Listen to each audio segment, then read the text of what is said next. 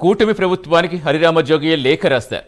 డిఎస్సీలో కాపు అభ్యర్థులకు 103వ రాజ్యాంగ సవరణ ద్వారా ఈడబ్ల్యూఎస్ రిజర్వేషన్లు అమలు చేయాలన్నారు. ఈడబ్ల్యూఎస్ రిజర్వేషన్లు అమలు చేస్తే కాపుల అభ్యున్నతి కృషి చేయాలని లేఖలో కోరారు. కాపు సామాజిక వర్గం తరపున కోరుతున్నట్టుగా హరిరామ జోగయ్య చెప్పారు.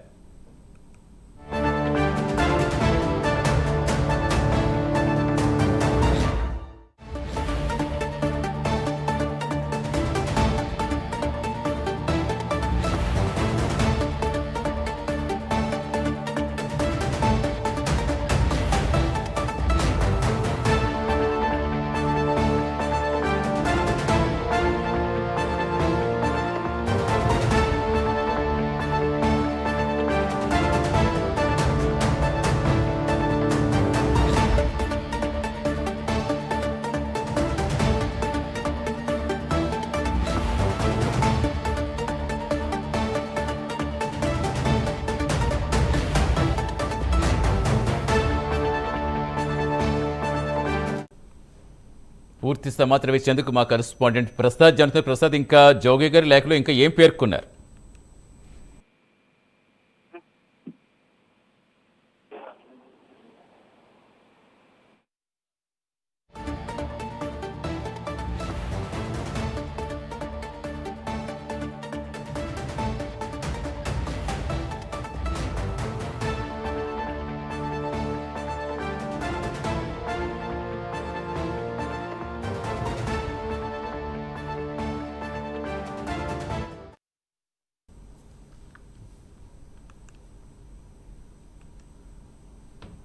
కూటమి ప్రభుత్వానికి హరిరామ జోగయ్య లేఖ రాశారు.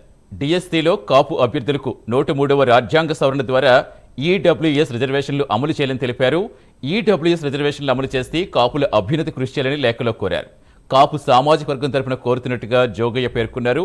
పూర్తి వివరాలు ఇచ్చేందుకు మా కరెస్పాండెంట్ ప్రసాద్ జనతా ప్రసాద్ ఇంకా జోగయ్య గారి లేఖలో ఏ అంశాలు పేర్కొన్నారు?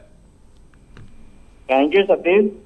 పశ్చిమ గోదావరి జిల్లా మాజీ హోంమంత్రి, నర్సాపురం మాజీ పార్లమెంట్ సభ్యుడు, కాపు బలిజ సంక్షేమ సేన రాష్ట్ర వ్యవస్థాపక అధ్యక్షుడు చేగొండ హరిరామ జోగయ్య అయితే కూటమి ప్రభుత్వానికి ఒక లేఖను విడుదల చేశారు.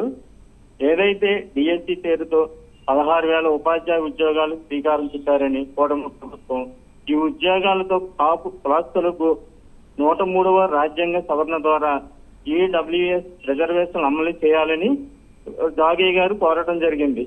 ఈడబ్ల్యూఎస్ అమలు చేసి కాపు కులస్తుల అభివృద్ధికి కూటమి ప్రభుత్వం తోడ్పడాలని కాపు సామాజిక వర్గం తరఫున కోరుతున్నామని ఆయన అయితే లేఖను విడుదల చేయడం జరిగింది. Satish. Right, thank you Prasad.